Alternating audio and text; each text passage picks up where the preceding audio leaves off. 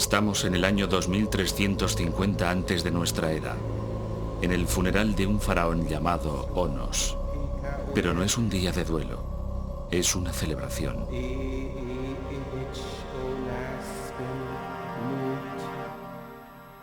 Durante 3000 años, los egipcios tuvieron una fe inquebrantable en la resurrección del espíritu del hombre.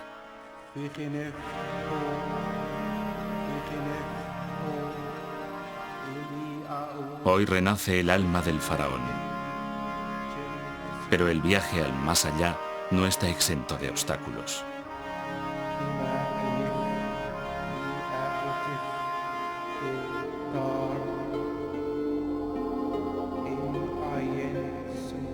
Estos sortilegios mágicos garantizarán un paso seguro.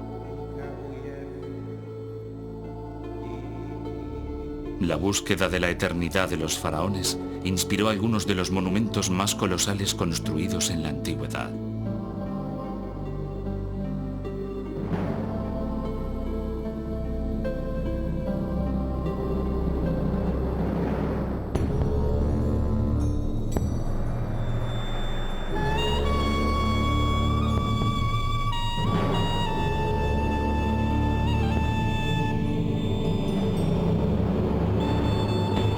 Egipto.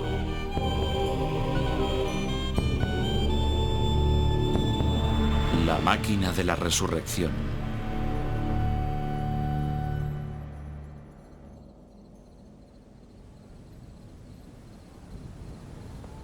Las pirámides de Giza, cerca de la moderna ciudad de El Cairo, son el testamento más duradero de la humanidad.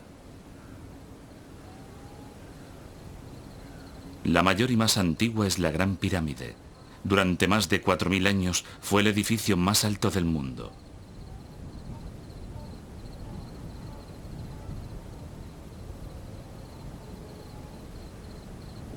Construida con piedra caliza, se calcula que se transportaron y colocaron más de 3 millones de bloques, algunos de un peso superior a 15 toneladas.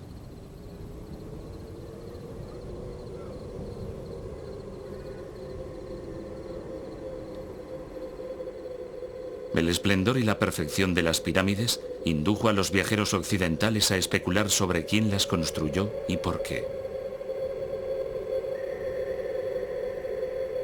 Ningún mortal, y por lo tanto ningún egipcio de la época, podía levantar unas piedras tan grandes.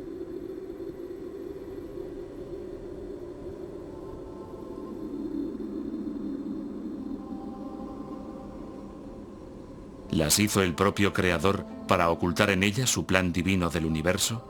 ¿O las hicieron los hombres de la mítica civilización de la Atlántida para albergar su antigua sabiduría? Tal vez las construyeron unos visitantes extraterrestres.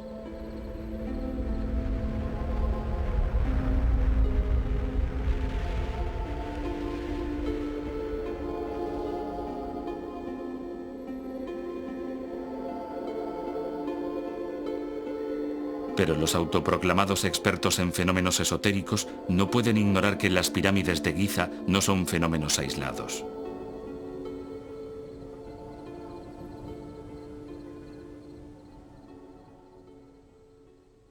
Desde El Cairo hasta Asuán, 1000 kilómetros al sur de El Cairo, a lo largo del valle del Nilo, varios conjuntos de pirámides salpican el paisaje. La mayoría fueron levantadas para servir de última morada a faraones y reinas. Y estaban estrechamente relacionadas con la búsqueda de la inmortalidad. En el antiguo Egipto, el origen del concepto de pirámide se pierde en la noche de los tiempos.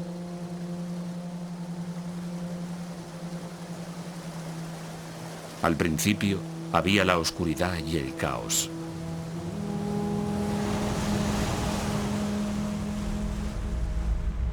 De ello surgió un montículo. En este montículo apareció Re, el dios Sol, la encarnación de la vida y la energía, de la luz y el calor.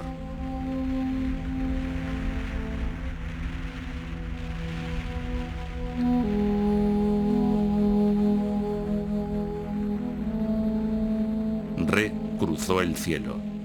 Después, en el crepúsculo, volvió a sumergirse en el abismo caótico para nacer de nuevo a la mañana siguiente con la salida del sol. Los egipcios creían que uniendo sus espíritus con el dios Sol, también podrían entrar en el ciclo de la vida eterna. La pirámide era su vehículo hacia la inmortalidad, la máquina de la resurrección. Considerada como el montículo de la creación, formaba parte de un complejo proceso ideado para ayudar al faraón en su viaje al más allá.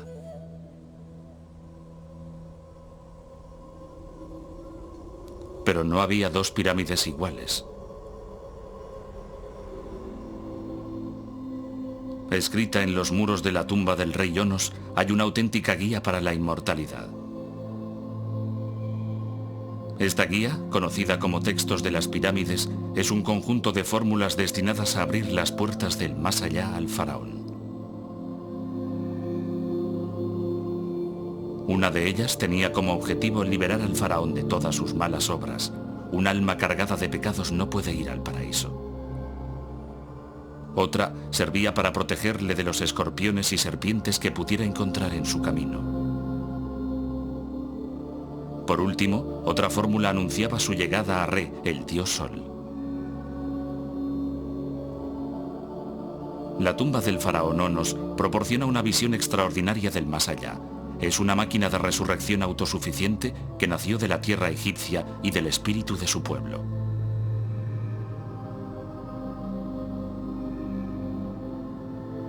Pero hasta la actualidad, la verdadera historia de las pirámides ha permanecido tan oscura como la de aquellos que las construyeron.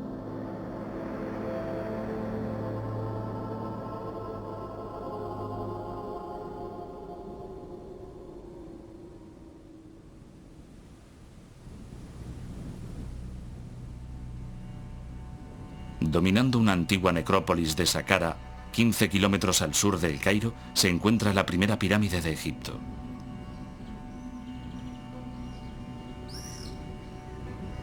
Conocida como la pirámide escalonada, es también la primera obra de envergadura construida en piedra hasta entonces.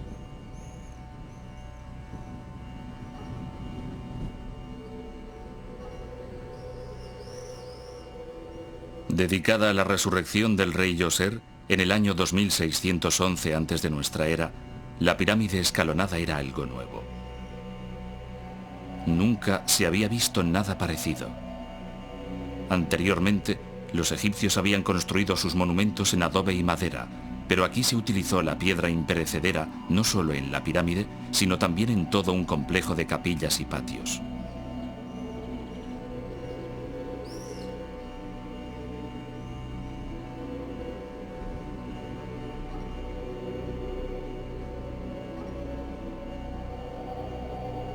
La mente creadora del complejo del rey Djoser fue el ministro y arquitecto real Imhotep.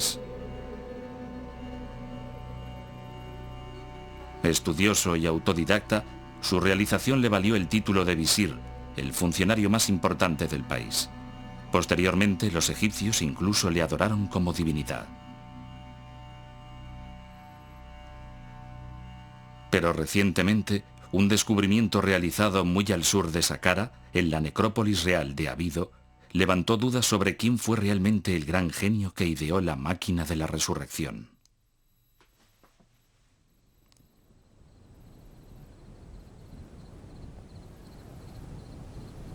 Aquí, 500 años antes de la construcción de las pirámides, los primeros reyes de Egipto fueron enterrados debajo de pequeños montículos bajos y rectangulares de arena y grava.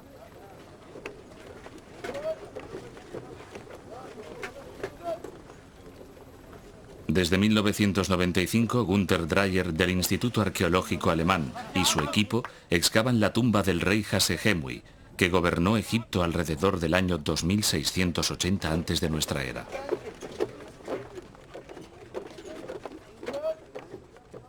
La mayor tumba real de Abido estaba formada por varias cámaras subterráneas de notables dimensiones. La tumba estaba construida en adobe. Tenía unas 65 cámaras y una longitud próxima a los 70 metros. Las cámaras estaban cubiertas con vigas de madera y esteras y por encima tenían capas de adobe.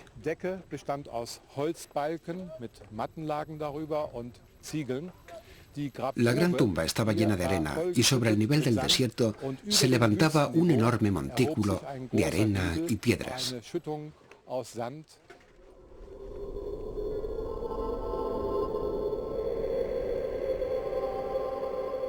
Este tipo de montículos, llamados por los egiptólogos mastabas, recordaban el primigenio montículo de la creación, el símbolo del rejuvenecimiento.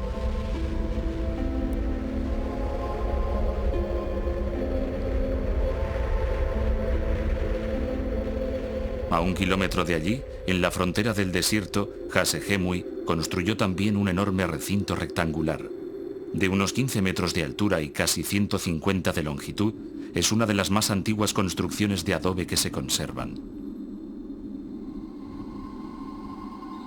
Durante muchas décadas, los científicos creyeron que se trataba de una fortaleza militar. Los nativos, por su parte, pensaban que era el almacén de José, que según la Biblia predijo 7 años de vacas gordas y 7 de vacas flacas. Ahora se sabe que se trataba del palacio de la eternidad del faraón. Para el arqueólogo David O'Connor, del Instituto de Bellas Artes de Nueva York, es una maravilla de la ingeniería antigua. Aunque este enorme recinto data de hace casi 5.000 años, fue construido a gran escala y con gran solidez, de manera que la mayor parte de él se ha conservado hasta hoy. Por ello podemos reconstruir su forma originaria. Por ejemplo, todos los muros exteriores tenían esta sucesión de zonas de estructura semejante, con un contrafuerte y un hueco, y después otra zona igual. Estos muros se recubrieron totalmente con barro y yeso, y después se pintaron de blanco. De manera que, en lugar de grandes paredes blancas de 12 o 15 metros de altura, había muros en cuya superficie se producía una cambiante alternancia de luz y sombra a medida que el sol se desplazaba alrededor del monumento.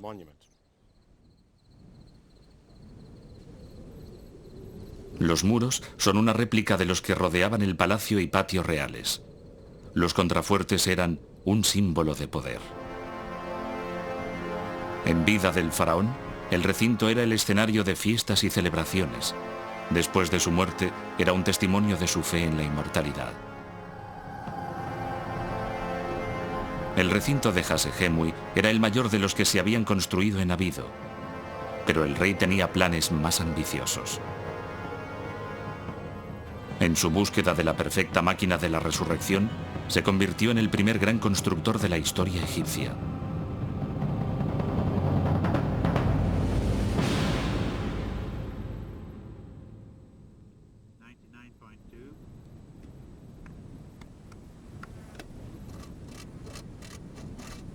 En las proximidades de la pirámide escalonada de Saqqara, Ian Mathieson, del Museo Nacional de Escocia, trata de descifrar un misterio que ha intrigado a los arqueólogos durante años. Gracias a un sensor utilizado normalmente en las prospecciones petrolíferas, investiga un monumento conocido como Gizeh el-Mudir, que significa el recinto del Señor.